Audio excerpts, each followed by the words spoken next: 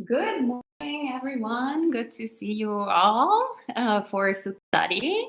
Hello, Catalina. Hello, Ella from Poland. Junie, Andy, and Demi. Good to see you all. And good morning, Bante Sudazo. So Bante will be teaching us today. Let me open it up. Bhayabherava Sutta. Fear and terror.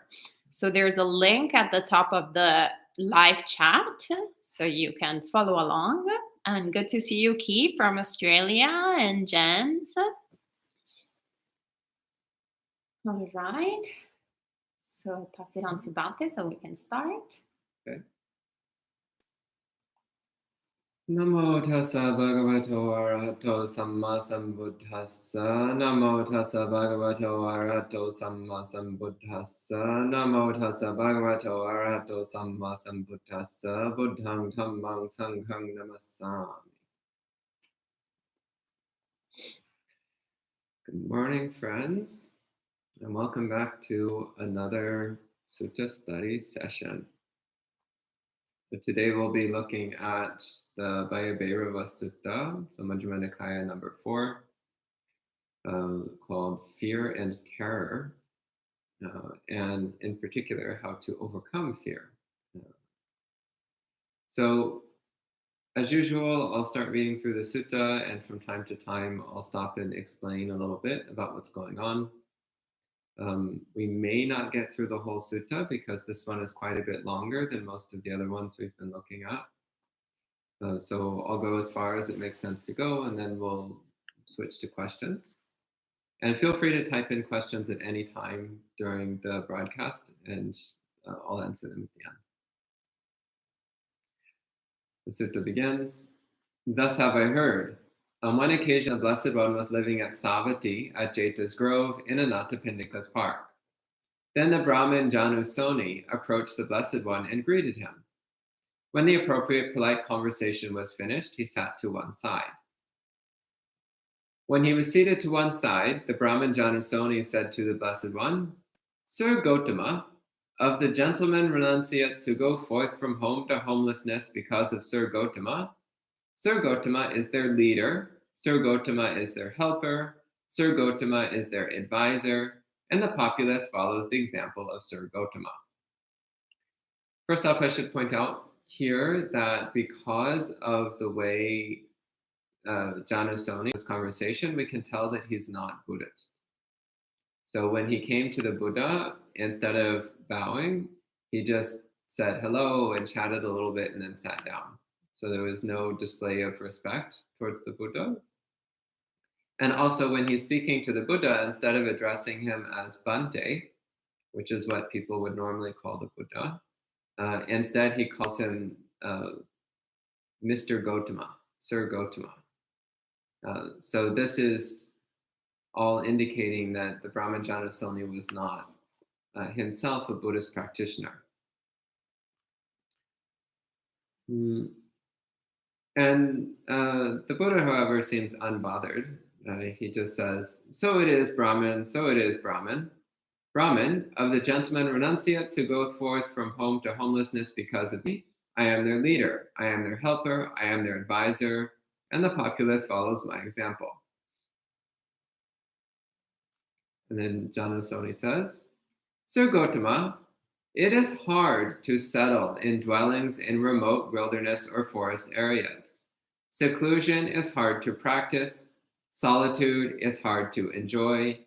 The forest seemingly harasses the mind of a monk who does not gain concentration." Actually, realistically, life harasses the mind of a person who does not gain concentration. So this is actually really noticeable. And so, for example, if we start disregarding our meditation practice, or if our meditation is not going well, we're not getting good samadhi, then everything seems to irritate us, or everything seems to bother us or annoy us. And it's very easy for us to fall into afflictive, harmful states of mind. So this sutta is particularly around fear, how fear can get a grip in the mind of someone who lacks concentration. But this also applies to all other unwholesome and afflictive mind states as well. So the Buddha confirms what Janusoni says. He says, "So it is, Brahman. So it is, Brahman. Brahman, it is hard to settle in dwellings in remote wilderness or forest areas. Seclusion is hard to practice. Solitude is hard to enjoy. The forest seemingly harasses the mind of a monk who does not gain concentration." This is also relevant these days, where many people all over the world, last I checked, this is a few days ago, half the world population is currently in some kind of lockdown or restricted movement because of the pandemic. So a lot of people are being forced to practice some degree of seclusion, whether they want to or not. So for those of us who have been living a monastic life for a while, this is something that we're already quite familiar with doing. So it's not really a problem for us. In fact, it's not a problem at all. In fact, a lot of monks are quite delighted about this. The seclusion, not the pandemic. But for people who do not have well-trained minds and who are not used to living in seclusion, this can be a very challenging circumstance, a very challenging set of conditions. Because when you're in seclusion, when you're by yourself, without anything to distract you, then you come face to face with your own mind.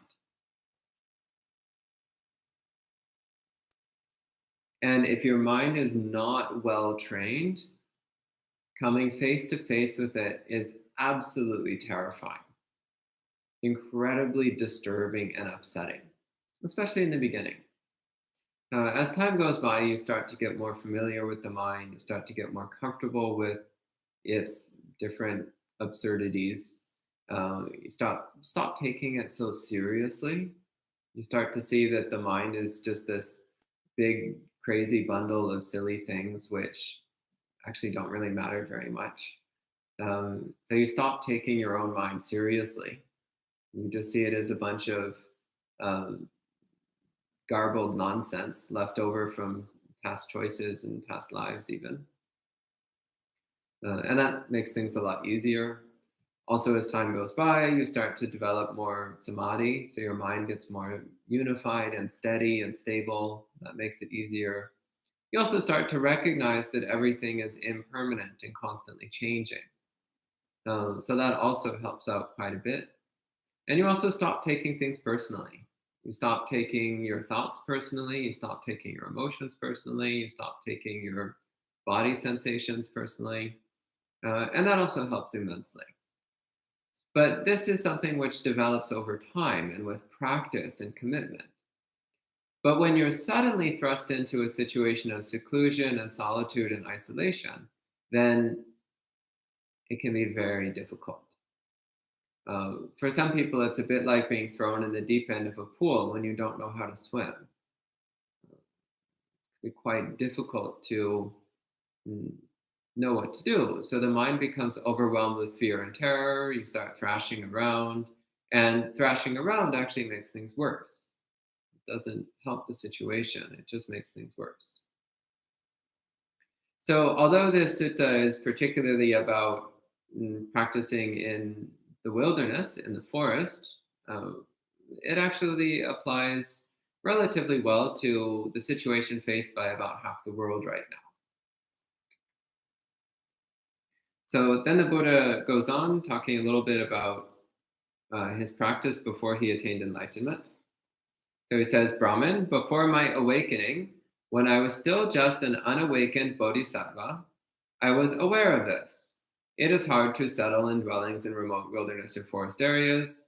Seclusion is hard to practice. Solitude is hard to enjoy. The forest seemingly harasses the mind of a monk who does not gain concentration." I actually find solitude easy to enjoy, but that's me. So here the Buddha is, again, he's beginning to talk a bit about his practice before he attained awakening. And there's a few suttas like this where the Buddha talks about what he did before he became the Buddha. either previously in his last life or in lives before that one. And these are really wonderful suttas to read for those who feel like awakening is very far away from us, or Buddhahood is too difficult to attain, or enlightenment is not in the cards for us. Because you read the stories about the Buddha before he attained awakening, and you realize he was a human being with all the flaws and difficulties that the rest of us have. He had to deal with things like greed and lust and irritation and resentment and hatred, and he had to deal with things like fear. He had to deal with things like confusion. He had to deal with things like uh, dullness and sleepiness and restlessness and agitation. He had to deal with all exactly the same things that we deal with. And he got through it, and he learned, and he attained awakening. So it helps to give us that connection to the Buddha, and also a better sense of self-confidence, recognizing that the Buddha was not so different from us. Of course, he'd been practicing for countless lifetimes, so he's probably a little bit farther along than we are at the time that these stories take place. But still, it gives us a sense that we have the same capability, the same capacity. So then the Buddha says, Brahman, it occurred to me, when contemplatives or Brahmins who are not pure in their physical conduct go to dwell in remote wilderness or forest areas, because of that flaw, their impure physical conduct, those honorable contemplatives and Brahmins bring upon themselves unwholesome fear and terror. But when I go to dwell in remote wilderness or forest areas, I am not impure in my physical conduct. I am pure in my physical conduct. Of the noble ones who are pure in their physical conduct when they go to dwell in remote wilderness or forest areas, I am one of them. Brahman, seeing pure physical conduct in myself, I became more confident about living in the wilderness. Then he says the same about verbal conduct, mental conduct, and livelihood. And there's a few interesting things here to point out. First off, he indicates that the main source of fear and terror, so the main source of dread arising when one is in solitude, is one's own immoral actions, speech, and thoughts. That's the main thing that causes us to experience fear. So we usually think that fear is caused because of something external, something frightening, something scary, something threatening. That's why we feel fear and terror. But here the Buddha is saying that actually the main reason why people feel fear and terror is because in the past they have done unwholesome things by body, speech, or mind, or they have an unwholesome livelihood. So why does that lead to fear? Why does that lead to terror? Well, for one thing, the mind tends to be eaten away by regret, by remorse, by the awareness that we've done improper things, unwholesome things, the knowing that we've done harmful things, that tends to eat away at the back of the mind. With the possible exception of extreme sociopaths, most of us have a relatively functional conscience. And actually, I would say that even an extreme sociopath has a conscience. It's just extremely weak. So we all have a sense of conscience, a sense of right and wrong. And we all have this basic ability to feel the wrongness of unwholesome deeds. So when we know that we've engaged in unwholesome deeds, then that tends to eat away at our mind, tends to produce this persistent discomfort in our mind. And also, on some level, we are aware that there are consequences to our choices. We are aware that we cannot escape the consequences of our past deeds.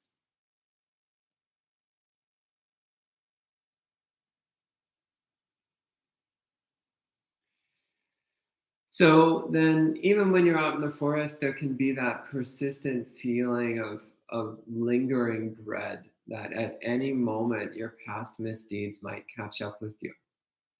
That person you wronged might come after you, or a bad report, a bad reputation might get spread around because of something you said, or actually your own mind, because we've in the past filled our mind with unwholesome thoughts and emotions.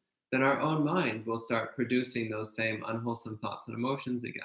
Will bring up echoes of those past mental habits, which also will disturb us, will pull us away from our meditation practice, can bring up the sense of fear and terror. And also, there's the awareness that wherever you go, there are devas, and devas see a lot of what we do. Fortunately, most of them don't really care what we do, but they do see a lot of what we do. So wherever you go, there might be devas there who are like, oh, he's trying to be a holy monk now, but I remember what he was like a few months ago. I remember what a terrible person he was a few months ago. And finally, there's the fear of karmic consequences. It's knowing that whatever unwholesome things we've done in the past will inevitably produce a harmful result. And that can manifest in any of a variety of ways.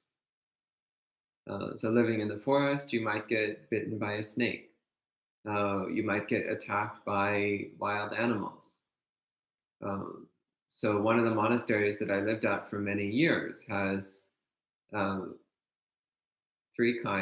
at least three kinds of potentially lethal animals. So mountain lions, rattlesnakes, and Lyme disease bearing ticks.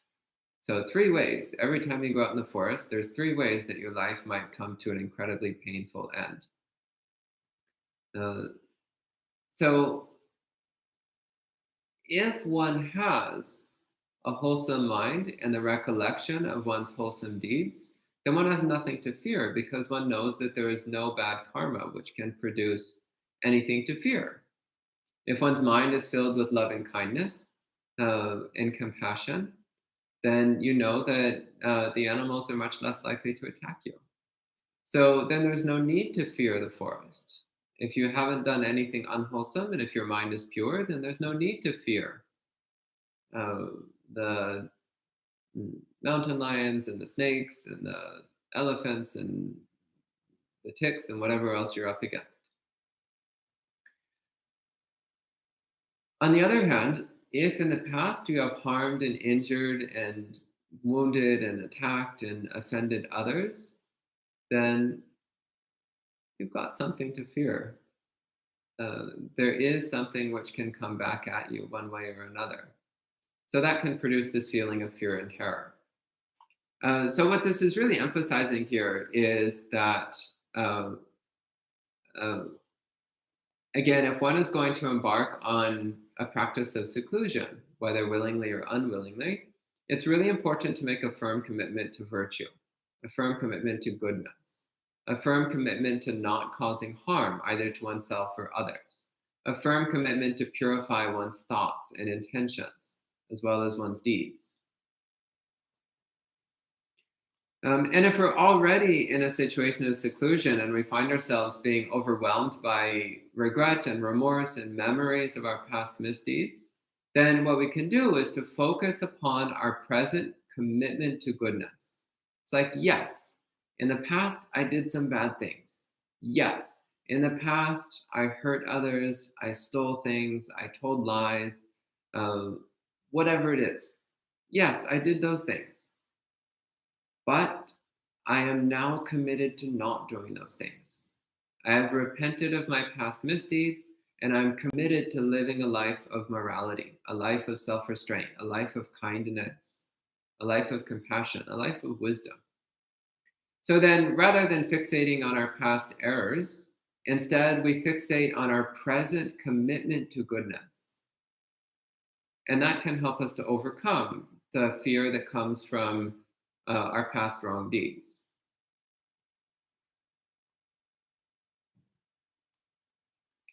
Another thing that's really helpful is remembering our past good deeds, because most people, including even some really awful people, most people have done some good things. In fact, most people have done quite a lot of good things.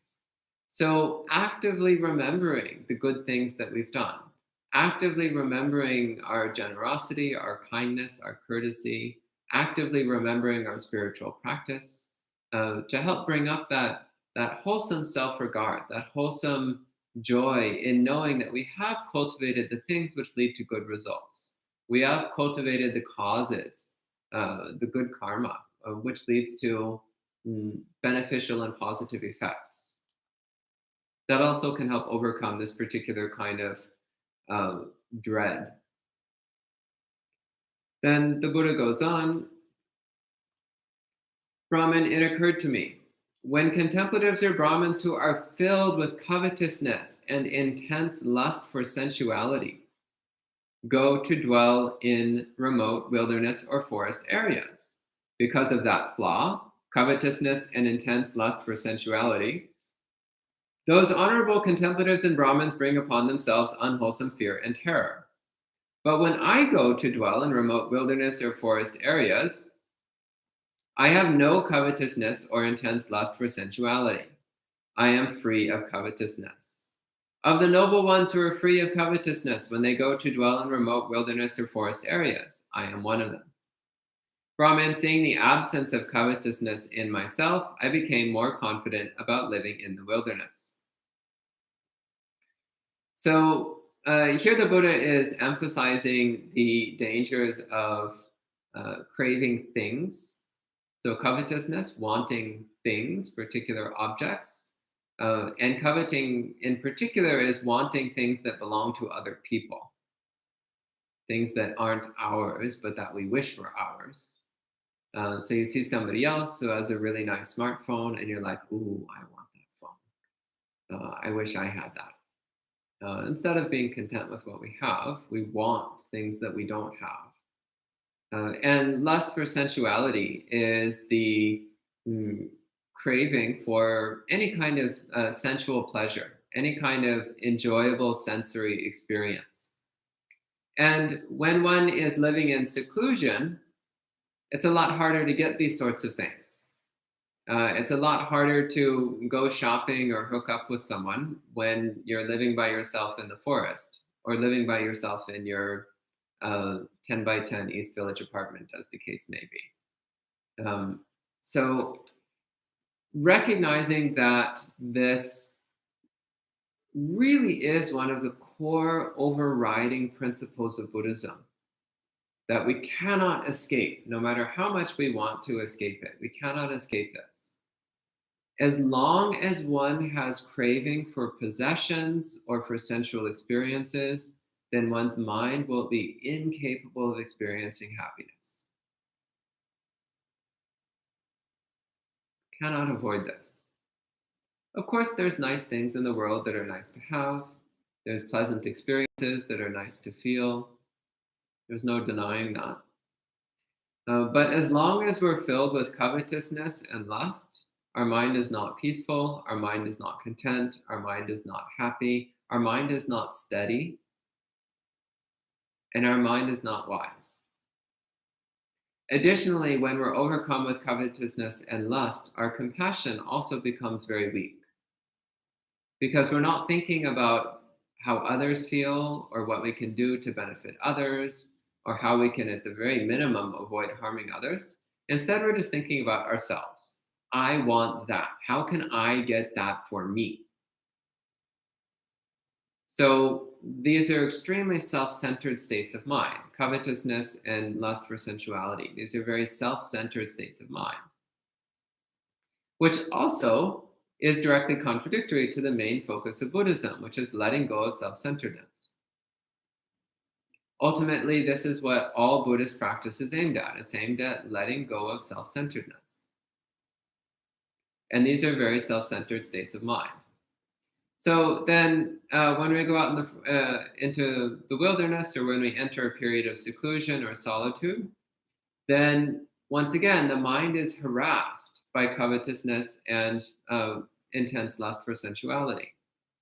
So the Brahman Janasoni was saying, it seems like the wilderness is harassing the mind of a monk. But the Buddha is saying, no, it's not the wilderness that's harassing his mind. It's his own defilements. It's his own covetousness. It's his own lust. That's what's harassing his mind. That's what's disturbing his peace. That's what's breaking his samadhi. That's what's disrupting his meditation. And that's what's giving him all of this dread and fear. Before going on, I should also briefly point out another interesting aspect of how the Buddha is talking here. So the word Arya, which is usually translated noble one, commonly we use this to refer to awakened beings, people who have experienced at least the first stage of awakening. But in this sutta, the Buddha is using it in a much broader sense. Because keep in mind, this is before the Buddha attained awakening. But he says, of the noble ones, the Aryas, who are free of covetousness when they go to dwell in remote wilderness or forest areas, I am one of them.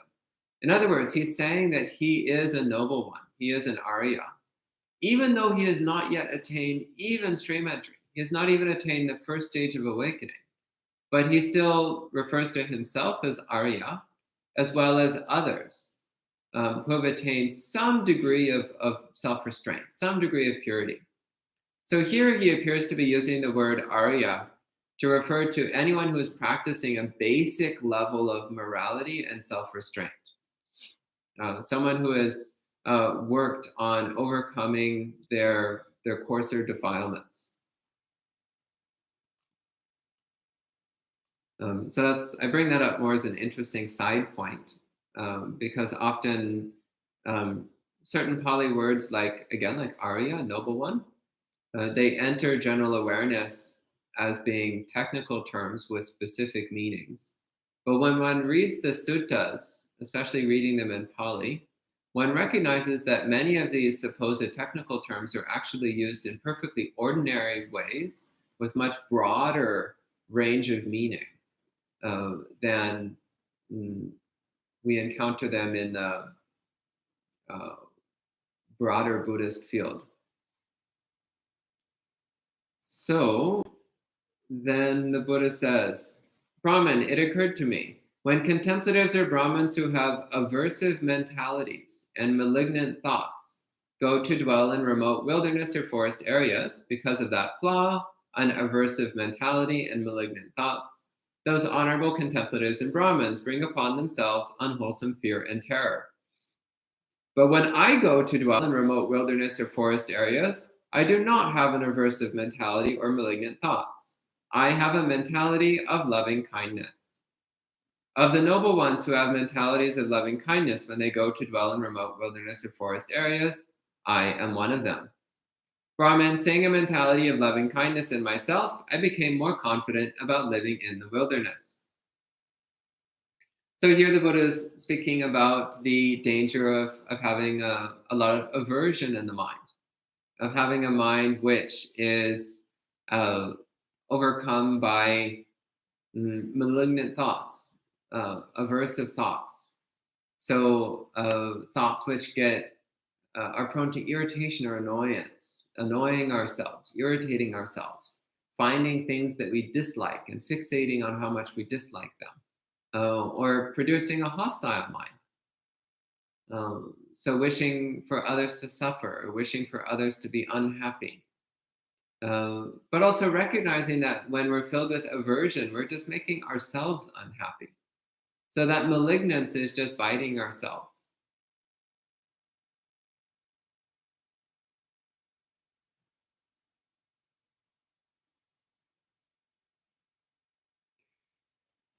So this is another way where we can see that, once again, it's not the wilderness that's harassing the person's mind. It's their own defilements. And we can really relate to this. Like when we're in an irritable mood, it's kind of like someone's constantly rubbing sandpaper on our mind. But what we don't realize is we're the ones rubbing the sandpaper on our mind. We're just like, God, this is so annoying. I really hate this. Oh, this is so obnoxious. I'm so irritated by this. And then it's like, oh, wait a minute. Oopsie. Oh, it's me. Haha. And then we stop. And it's like, oh, it's actually kind of pleasant when I stop harassing my own mind with all these aversive thoughts. Feels kind of peaceful, actually. Oh, loving kindness. Loving kindness is really nice. Maybe I could develop a mind of loving kindness. And we start wishing, may everyone be happy, may everyone be happy, may everyone be happy, may everyone be happy. And it's like, oh, that's better. And then we feel peaceful. Because that's another element here. Fear can only take root in a disturbed mind. Fear cannot take root in a peaceful mind. So when the mind is filled with aversion, irritation, annoyance, hostility, malignance, then it's very unstable. It's very unsteady, which gives room for fear to land. It gives space for fear to take hold. Also, when our own mind is filled with hostility and malevolence, filled with irritation and annoyance, then we also tend to expect that from other people. We tend to expect that others also will manifest hostility, aversion, malevolence. So then when you encounter the mountain lion on the path, you expect it to have a similar state of mind as you. And the mind becomes overwhelmed with fear. Whereas if when you encounter it, you've got a mind of loving kindness, you're like, oh, hello, buddy, how are you doing? I don't taste good, by the way, but I hope you find something tasty to eat other than me. All right, goodbye, friend. Have a nice day in the forest. Then there's no problem. There's no problem.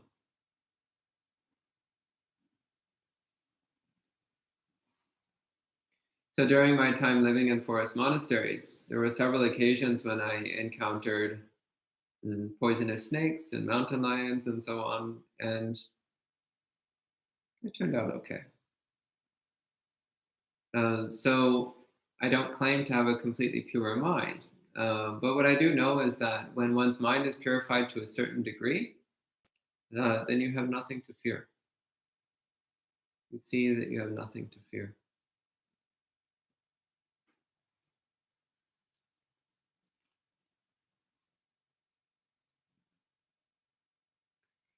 Carrying on, the Buddha says, Brahman, it occurred to me, when contemplatives or Brahmins who are overwhelmed by dullness and drowsiness go to dwell in remote wilderness or forest areas, because of that flaw, being overwhelmed by dullness and drowsiness, those honorable contemplatives and Brahmins bring upon themselves unwholesome fear and terror.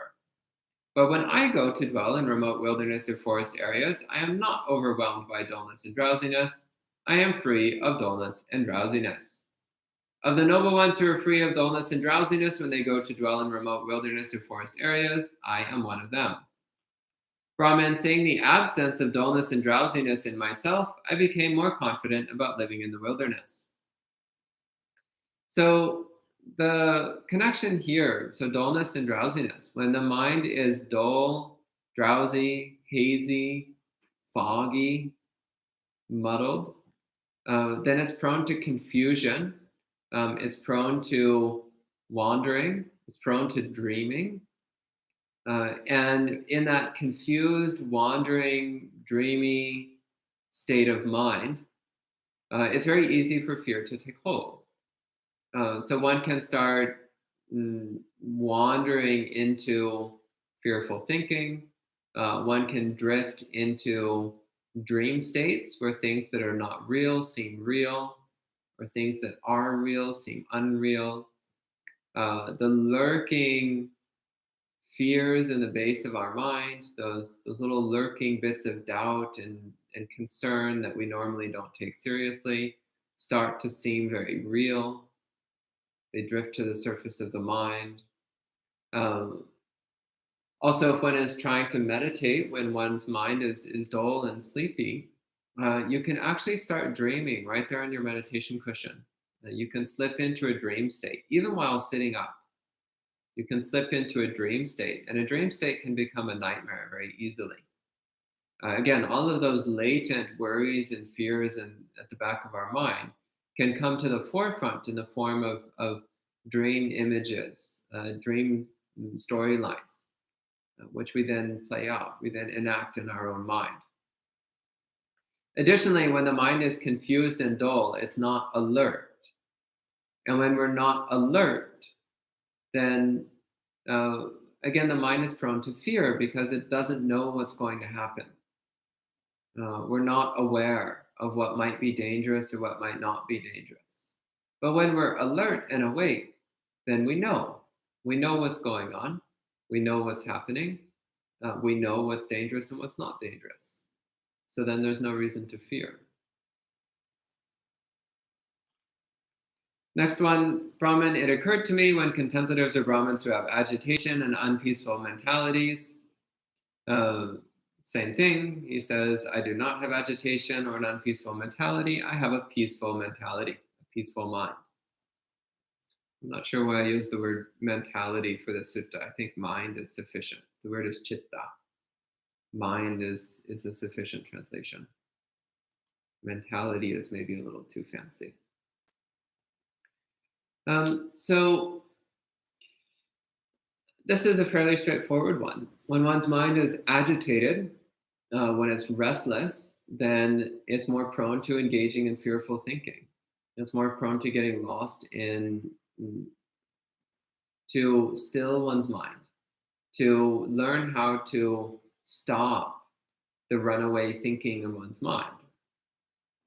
So the two methods which I've personally found most helpful for this are one, constant, intense mindfulness of the body. So always paying very sharp, intense attention to your body at all times. And the other one is repeating a word or phrase in your mind to drive out all the other thinking. So I use the word focus most commonly. But you can also use other words, or you can use the names of Buddhas and Bodhisattvas, or whatever it is you like. But you just repeat it over and over again as a replacement for the noise of the mind, as a replacement for that restless, agitated, uncomfortable thinking.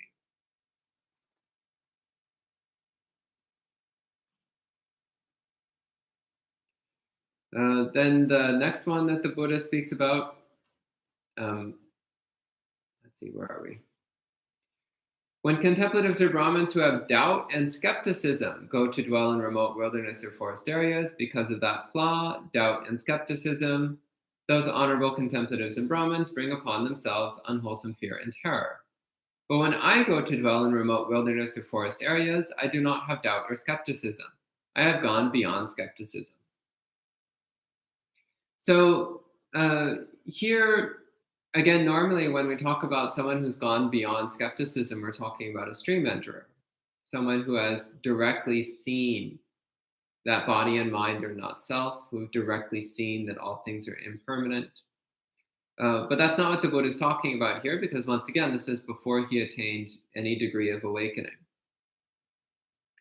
So instead, what I suspect he's referring to is just in a more general sense. So one who is skeptical about the validity of spiritual practice, one who has doubt about whether or not it's worth following the Buddha's instructions, whether or not it's valuable to spend time devoted to meditation, whether or not it's supportive to practice in seclusion for a period of time, whether or not solitude is beneficial to one's practice or not, whether even purifying the mind of greed is something that's worth trying to do, whether purifying the mind is even possible. So some people, when they first encounter the Buddha's teachings, they find it really hard to accept that it's actually possible to purify your mind, that it's actually possible to have a mind which is peaceful, a mind which is still, a mind which is content, a mind which is not prone to lust and anger. Some people, they just find this really hard to believe because their experience has always been of an untrained mind.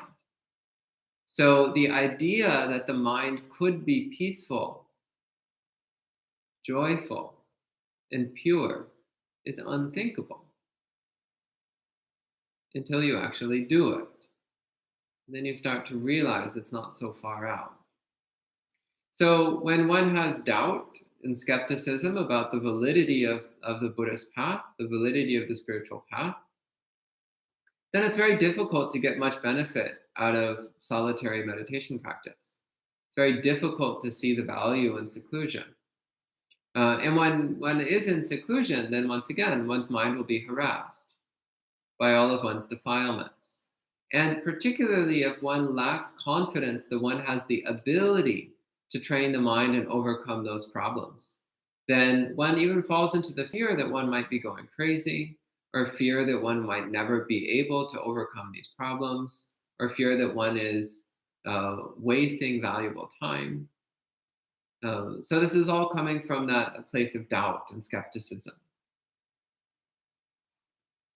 So really working to build up our faith and our confidence in the validity of Buddhist practice and the importance of living the Buddha's teachings as fully and completely as possible, and confidence that it's possible to purify our minds, that it's not out of the realm of possibility. It is something that can be done. It's not particularly easy or fast, but it can be done, and it's worth doing. So at this time, I think we should probably go ahead and switch into questions and answers, because there's still quite a bit left of this sutta. So if I keep going, I think we'll be here all morning. Unless, what do you think? Should we stop at this point? Pause for a little bit? Switch to Q&A. Yeah, so we'll go ahead and switch to questions. If you have any questions, please type them in the live chat. And I'll answer questions, and then we'll aim to finish up this sutta on Monday morning. All right. Well, thank you, Bante. And good to see some other friends. Hello, Richard. Good to see you online. And Sally, Maria. And Laura, it's her birthday. Happy birthday, Laura. How do you say happy birthday in Pali? She asks. I have never seen that anywhere in the suttas. Normally, we don't celebrate birth. We celebrate the end, the final birth. So may this be your final birth. So happy continuation, Laura. May you swiftly attain awakening. And good to see you, Rupa. And hello, Suzanne, Yudi, and Alicia, who's watching from southern Spain. We have also Jin watching from Australia. Good to see you all. Great. Alicia is saying there are Arya Bodhisattvas in the Mahayana tradition. Okay. Suzanne, at some point I realized when I was afraid of going outside that whatever was happening out there was no match for the horror show happening in my mind. Yeah. Facts. Yeah, our mind has been overcome by a pandemic of greed, hatred, and delusion, of desire, aversion, dullness, agitation, doubt. Our mind is quite badly infected with all of these things. Yeah, it's not a good situation at all, which is why we're practicing Buddhism. Yay. And Boone says, hi, Bhante, how do you explain phenomena which related to some being possessed? To some being possessed, I guess. So I should say that I don't personally have any direct experience with cases of possession. I do think it's possible, so I'm not disbelieving, I just don't have any direct personal experience. So I'm not the best person to ask about that. I know a couple of Sri Lankan monks who have a lot more direct experience. In fact, I know one monk who is known for his ability at performing exorcisms. But once again, I don't have direct personal experience. So I'm not the best person to talk about it. Okay. All Right. Jens is sharing that one of the things I love about the suttas is how relevant they are, even though they're over 2,000 years old. Hmm. The teachings of the Buddha are truly timeless and inspiring. Yeah, welcome to the club. Yeah, well, Share. the Buddha said the Dhamma is a kaliko. The Dhamma is timeless. It's not affected by time. So it's always relevant. So the Dhamma was relevant 100,000 years ago. It was relevant 2,000 years ago. It's relevant now. And if there's any humans alive 2,000 years from now, which is looking a bit doubtful, then it will be relevant then as well. And it's relevant in every world. It's relevant in every place that there's sentient beings.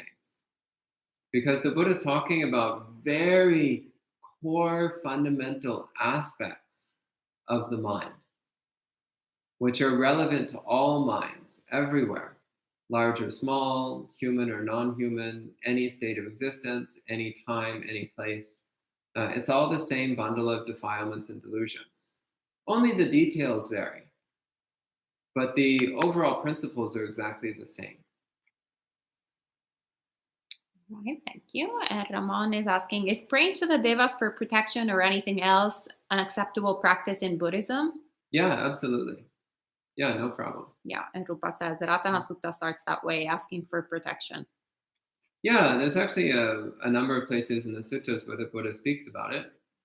But keep in mind that so devas might help protect you in ordinary ways, but ultimately, the path to enlightenment is something that we have to do internally by ourselves.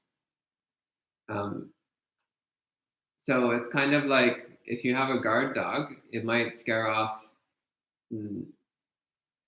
intruders and wild animals and so on, but it's not going to help you meditate. In fact, depending on how well trained the dog is, it might create other difficulties.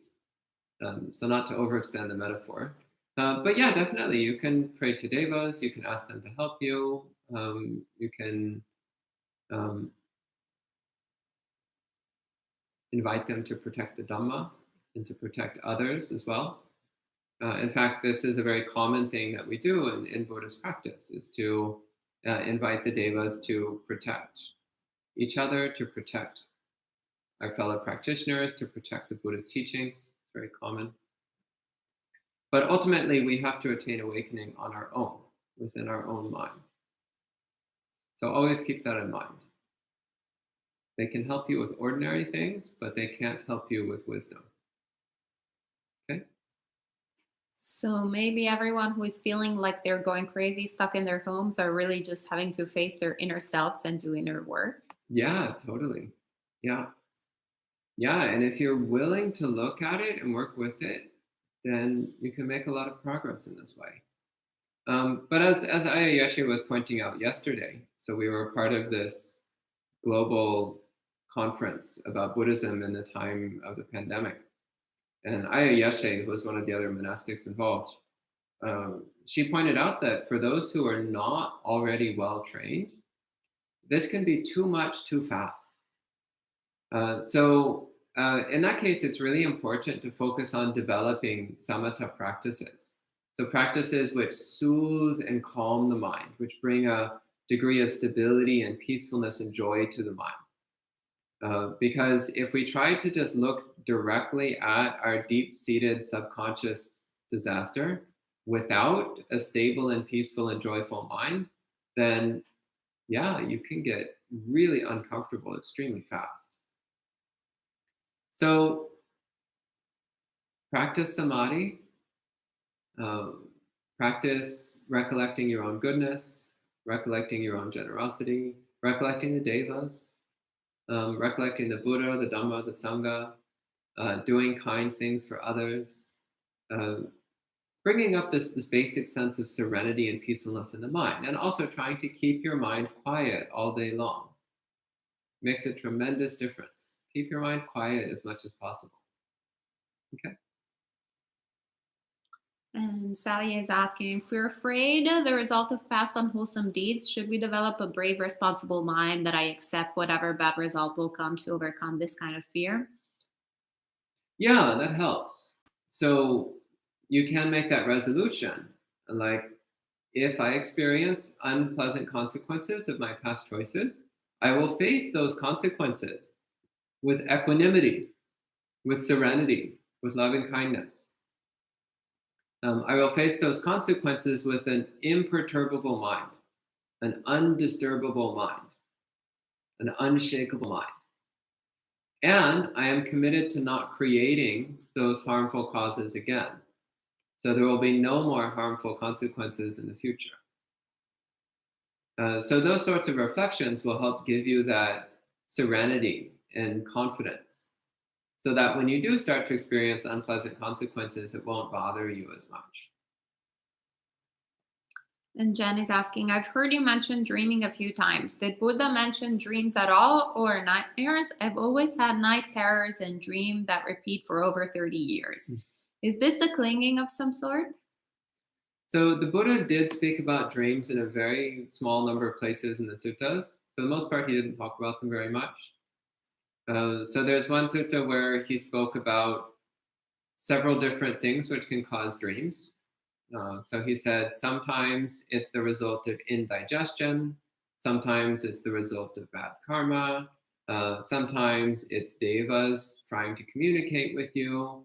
So he gives a number of different examples like this about things that can cause dreams.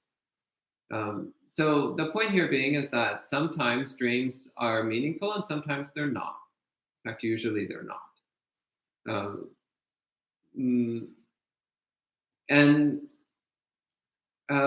So the usual advice in Buddhist practice is don't take your dreams seriously. Usually it's just remnants of past karma, bits of noise in the mind coming from old habits. Sometimes it's coming from some kind of physical disturbance or illness or indigestion, as the Buddha mentioned. As for persistent night terrors and so on, well, purify your mind as much as you can during the day. And as time goes by, the nightmares and bad dreams should start to diminish and fade in strength. And if they don't, then you practice patient endurance, patiently enduring them. Some other specific practices that are recommended, one is to do a lot of loving kindness meditation. One of the things the Buddha specifically says about loving kindness meditation is that it means you won't have bad dreams. This is in the Metta-nisangsa Sutta in Anguttara Nikaya, chapter 11. I forget the sutta number, but it's in chapter 11 of the Anguttara Nikaya, Metta-nisangsa Sutta, the 11 benefits of practicing loving kindness. One of them is you will not have nightmares. So do a lot of loving kindness meditation, and that will help a lot. You can also try asking the devas to watch over you, asking the bodhisattvas to watch over you before you go to sleep at night. That can help. Recollect the Buddha before you go to sleep at night. Bring the Buddha to mind. Remind yourself, I am a disciple of the Buddha. I am a practitioner of the Dhamma. I am a follower of the Sangha. I have nothing to fear. Internally or externally, I have nothing to fear. Because I am a disciple of the Buddha, a practitioner of the Dhamma, a follower of the Sangha, I have nothing to fear. Okay? Andy is saying, actually, recently finished the Janman's biography, which contains many tales of encounters with tigers in Thailand. So interesting to hear of similar experiences in modern times. My conditioned Western mind labeled this as things only occurring in times of old. And he is saying, yeah, thanks for coming to the conference this morning. Sorry for some of the tech glitches. No worries. Apparently, Bante J took over last night's stream, and we apparently also had technical glitches too. So yesterday was the tech glitch issue day. And Anisha is asking, can you please explain what stream entering is? So stream entry is the first stage of awakening. So at some point, we'll go over it in a bit more detail.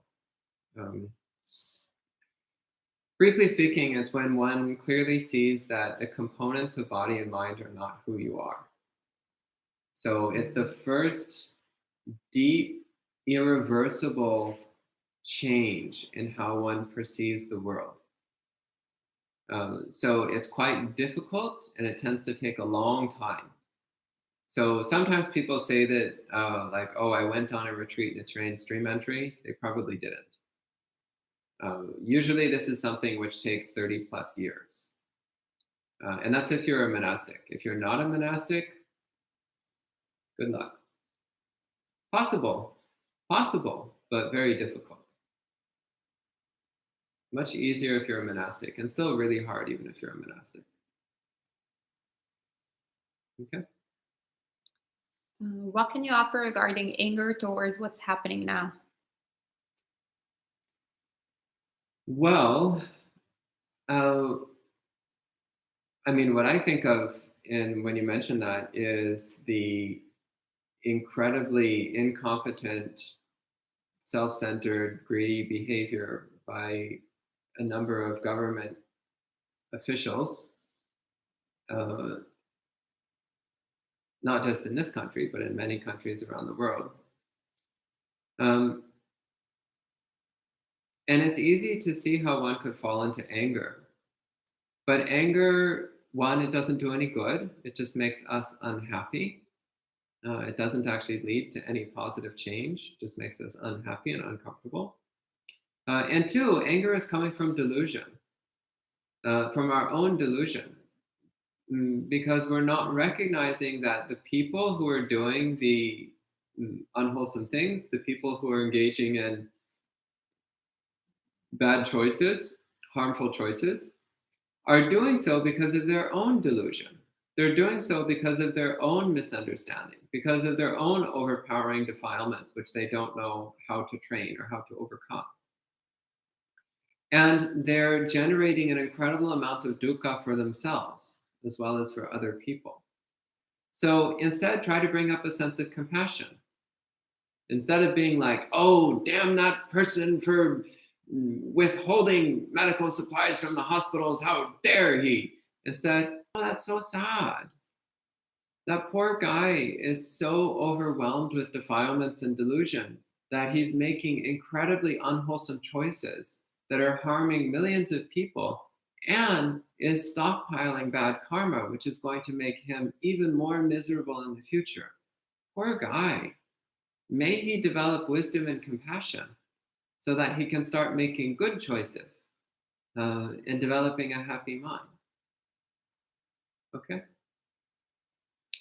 Thank you, Bante. And Jens is asking, how do you explain the desire for seclusion? I have found when I tell others I'm going on a retreat or do not want to socialize, they think something is wrong with me or that this is weird. Well, for one thing, since if you identify as Buddhist, this gets easier. Then you just tell people, oh, it's a standard religious practice in Buddhism. And then the moment you say religious practice, then people are willing to accept just about any weird thing. So you're like, this is the day when I pluck feathers from a chicken. It's a religious practice. They're just like, okay, happy feather plucking day, I guess. So it's amazing how powerful that is. If you don't want to actually explain anything, you just say it's a standard religious practice in Buddhism. And people will be like, okay, fine, whatever. Religious weirdo. Doesn't work in other countries, though. I mean, definitely it doesn't work in Italy. Oh. Well, it works here because here in the US, we're used to having lots of weirdo religious people doing weirdo religious things. But otherwise, you can explain, so this is something that the Buddha taught as a way to help us develop deep self-awareness, as a way of examining our mental patterns so that we can gain control over them and learn how to be happier and calmer. And explain that this is much easier to do when one has very few distractions and very few duties and very little interaction for a period of time. You can also talk about your past experiences. Be like, oh, well, I went on a 7-day retreat and it was so peaceful and my mind became so happy and my body felt so light and free. It was so wonderful. So talking about your past experiences can also help as well. But also, to some degree, you need to accept that some people just will not understand because this is completely outside their domain of experience. So it's a bit like if somebody has never had Neapolitan pizza, they're not going to understand. You can try to explain it to them, but they're just not going to get it. They won't understand. They'll still think of pizza as this like thick, heavy, greasy thing smothered in a mountain of cheese that leaves you feeling like someone put bricks in your stomach. And they won't understand that Neapolitan pizza is a completely different experience until they actually go and try it someday. And then they'll be like, oh, I see why you were telling me that this was not what I thought it was. Now I understand. But before that day, they won't understand.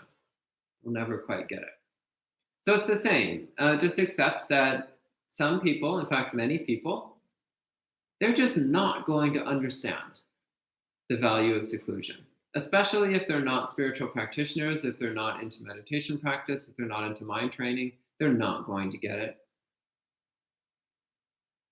At least not today. And that's okay. They don't need to get it.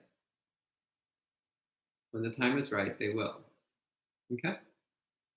Right, thank you. And Mehmet says, thank you, Bhante. It seems like a path to enlightenment goes through facing one's fears and enduring them. Why does it say at Sabasava Sutta that one should avoid dangerous places and animals? Well, because when a wild elephant breaks your legs, it's a lot harder to sit in full lotus afterwards. And if you haven't already cultivated a very strong resistance to physical pain through a lot of samadhi practice, then you're going to be overwhelmed by the pain, which means you're not getting any samadhi to begin with. So, yeah, not so helpful.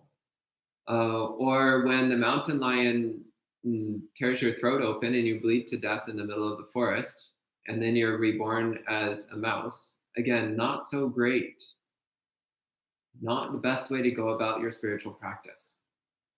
So the Buddha's just being really practical there. Really practical. He's like, look, guys, you want to practice? Well, don't get yourself killed. You want to practice?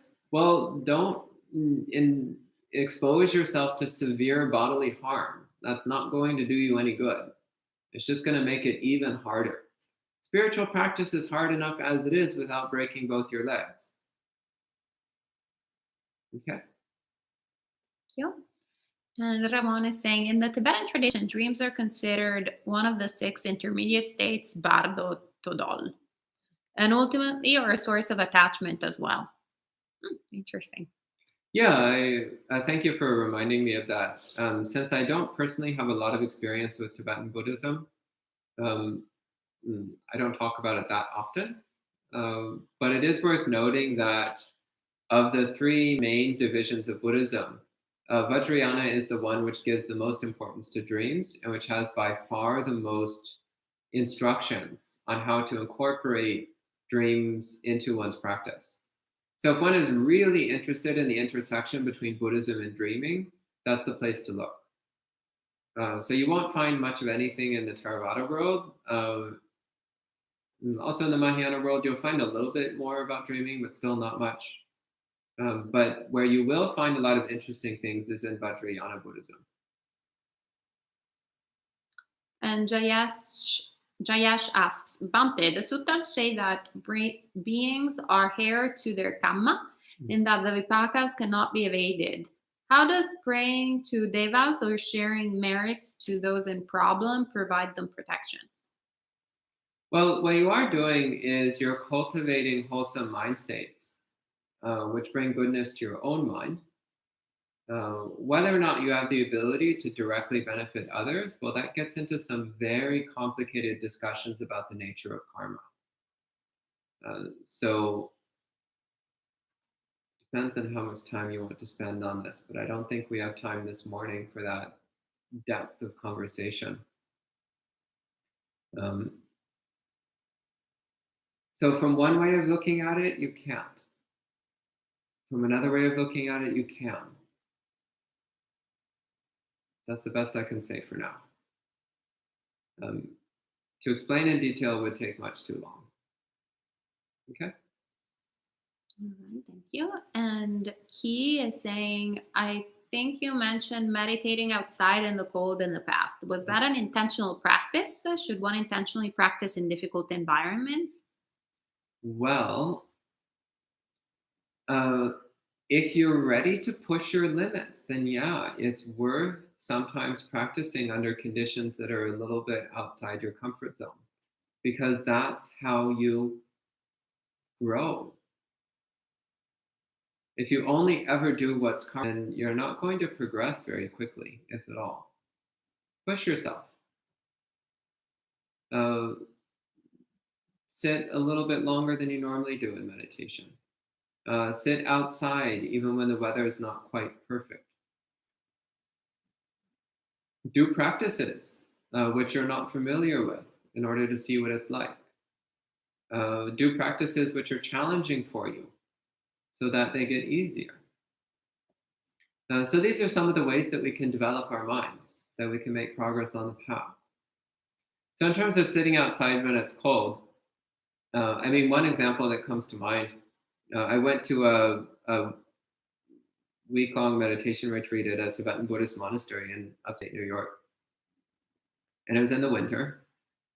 And somewhere around day 3 or 4 or 5, so it was about halfway through, the monk just randomly was like, we're going to take a field trip. And so everyone like piles into some vans and we drive down by the river. And the river was like a frozen solid block of ice. And it was below freezing. It was really cold. And he had the whole group meditate outside in the freezing cold for an hour. And this was a really incredible experience. Because at first I was like, oh my God, this sucks. I hate this so much. And at some point I was like, wait a minute, what am I doing? I'm just making myself miserable, that's all. And I just relax into it. And I'm just like, oh, this is what it feels like to be really cold. This is what it feels like for my nose to be freezing. Oh, interesting. Oh, I can actually feel the little ice crystals forming. Oh, fascinating. So just relaxing into it. And it's like, oh, I can be okay with this. It's not a problem. Of course, don't push this too far because then you'll freeze to death, and that's not going to help you either. But just learning how to face that experience of cold was really helpful for me. So yeah, there is definitely benefit to pushing your limits, pushing your boundaries. But don't do that all the time, because if you do it all the time, then you'll start to form an unpleasant association with meditation practice. And you'll start to hate practice rather than look forward to it. You should be looking forward to your practice. So don't push yourself too hard and don't do it all the time. But do keep yourself moving forward. Do keep making progress. Okay? Thank you. And Mehmet is clarifying his question beforehand. I meant, isn't going to seclusion in the forest with wild animals in today's sutta actually something to be avoided? So I don't think the Buddha was trying to go out and put himself in danger. I think he was just going out to meditate in the forest because he wanted peace and quiet. So the point of meditating in the forest is not to willfully expose yourself to life-threatening harm. The point of going out in the forest is because it's peaceful. You're not distracted by things. You're not distracted by other people. You're not distracted by duties and events. There's less temptations. There's less things that spark our defilements. That's why. In fact, again, as the Savasava Sutta says, you shouldn't intentionally go to really dangerous places. But forests are not particularly dangerous for the most part. They're actually quite peaceful places for the most part. Okay. And Boon asks, what is the word in Pali used for vigilant, persistent, and determined in this sutta? Where did it show up? Vigilant, persistent, and determined.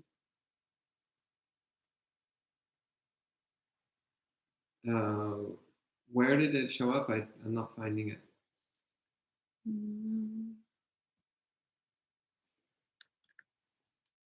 Yeah, I don't see it.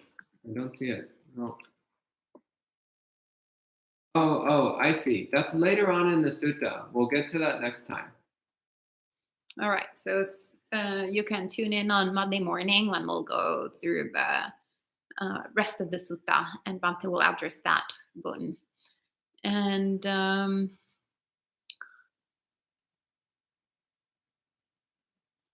has the Buddha taught how to fulfill 10 perfections in this very life? If there is, can you name that sutta? So actually, the list of the 10 paramis, the 10 perfections that's used in the Theravada tradition, is not found in any of the suttas.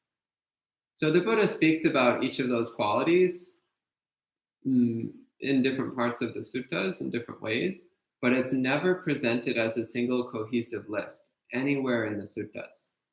So that was something which was developed in the later commentarial tradition, but it's not found in what the Buddha himself directly said. Okay. All right. And Wanderindigo is recommending the Great Compassion mantra that is really poignant and it changed their life. Give it a try. Yeah. I also find that a really powerful recitation. So the Chinese name for that is Da Bei Zhou, and the Japanese name is the Daihi Shindarani. So those are the two forms of it that I'm the most familiar with. I also find that a really powerful chant. Really useful for both bringing up a sense of gentleness in the mind, but also a powerful sense of being protected, powerful sense of safety. And Mehmet is asking, also related with sleeping, when I meditate before going to bed, I get too energized and cannot fall asleep. So I wake up with lack of energy. Would you have any recommendation to sleep efficiently? Well, first off, what meditation practice are you doing before you go to bed? Don't use a method that's energizing. Use something that's soothing and peaceful and calming. So different methods have different effects on the mind. So be familiar with how different methods affect you and use a method that's appropriate to the situation. So if you're going to go to sleep in a few minutes, then doing a practice that brings up a lot of energy is not necessarily the best option. Use something that's relaxing and peaceful. Okay. All right. And I think that's all for this morning. Actually, no. Sally is asking, if the consequence of bad karma happen at the end of life, the mind power usually is very weak. How could we make resolution? By making a resolved mind all throughout your life. So what happens at in the moments when the mind is not so directed, not so clear, depends upon the habits and tendencies you've developed the rest of the time. So people often ask, how can I prepare for the moment of death? And the answer is by living with a well-trained mind, by taking every moment as an opportunity to train your mind. Because then when you are in those confusing moments, you'll fall back on the good patterns that you've developed, on the wholesome patterns of mind that you've developed. All right. Well, now it is really the end. Thank you so much, Bhante. Sadhu, sadhu, sadhu. So this evening we'll be meeting again at 7:30 p.m. For meditation and Dharma discussion. Then tomorrow morning we'll have special guest monk Bhante Jayasaram, both Saturday morning and Sunday morning. Actually, he will be guiding us in contemplation of death. So hopefully there won't be any technical problems like there were last night. But if there will be, It's a great opportunity to practice patience. It's always great opportunities for practice. So we don't practice despite the obstacles. The obstacles are the path. So always great opportunities. And then in the evening, tomorrow, as well as Sunday evening, we will have monk chat. So feel free to bring your questions there. We will, at the very beginning, limit it to 2 questions per person, so everybody can have a chance to ask questions. So pick your 2 favorite questions that you want to ask the monastics and bring them forward. And then we'll address them. And Demi is asking, will there be a 1:30 talks during the weekend? Not this weekend, so we're giving Bhakti Sudhaso a break since he's been teaching multiple times a day, every day. So maybe we're just doing a little bit of Q&A in the evening, and then come back at it on Monday. But on Wednesday, we'll start our week-long retreat. So there will probably be different, there will be some extra sessions throughout the day. And Jane is asking how to donate. Sadhu, sadhu, sadhu for your generosity. So there is a link that is being typed in right now, buddhistinsights.com/donate. And you can support the monastery and everything that Buddhist Insights does that way. There are different ways to do it. And if you want to make Bhante temporarily happy, pizza might do the trick. He's keeping an equanimous expression, but we know his preferences here at the monastery, so he won't share them, but we know. And Sally's asking, do we need to register for the week-long retreat? Yeah, sure, you can. Yeah, actually do, because all the information will be there. And then if there are like particular things that we need to communicate with the group, we'll do that there. And Kia is asking, not chocolate. I think that pizza and chocolate are probably both on the top list of Bhante Sudhaso. You can write an email to info@buddhistinsights.com if you have any questions on what Bhante Sudhaso particularly likes, and myself or some of the volunteers will reply. You can also ask what Ayasoma likes, and I can fill you in on that. Sadhu, sadhu, sadhu. Junie says everything in moderation. That's right. Well, that's Socrates. Mm-hmm. That's Socrates. Everything in moderation. Wasn't that Socrates? I don't know in English. No. I studied him in Italian or Latin, actually, also. All right. Well, see you later, and see you tomorrow, and see you the day after tomorrow, and see you again over and over again. All right. Have a great